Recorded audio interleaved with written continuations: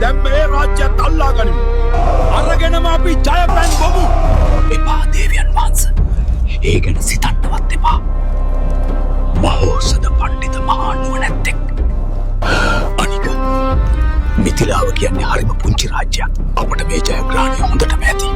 කේවට්ටයාගේ දැඩි විරෝධය නිසා චූලනී රජු ඇතුළු පිරිස මිථිලාව අත්හැර යළිත් පංචාල නුවරටම ගියා. මේ බව චරපුරුෂයෙක් වහාම පණ්ඩිතයන්ට හසුනක් මගින් දැනුම් දුන්නා. නුඹ වහාම ආපසු යන්න. ඔවුන් ගිහින් කරන දේ ගැන මට දිගටම තොරතුරු එවන්න. අනෙක් පසින් උත්තර පංචාලයේ ඉදි වූ මහා ජයපැන් මණ්ඩපය රා සහ මස් වලින් පිරී ඉතිරී ගියා.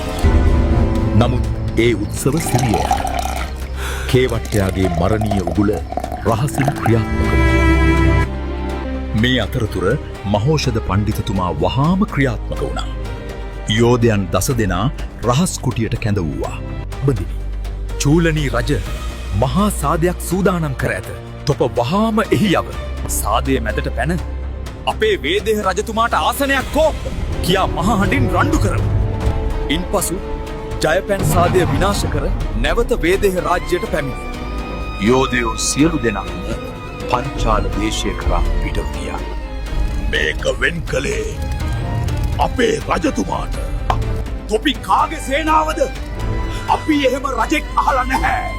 කොපේ රජුට කෙලවරෙහි අසුනක් ගනිව්. අපේ රජුට මේ අසුන දුන්නේ නැත්තම් තොපිට රාබොන්න දෙන්නෙත් නෑ.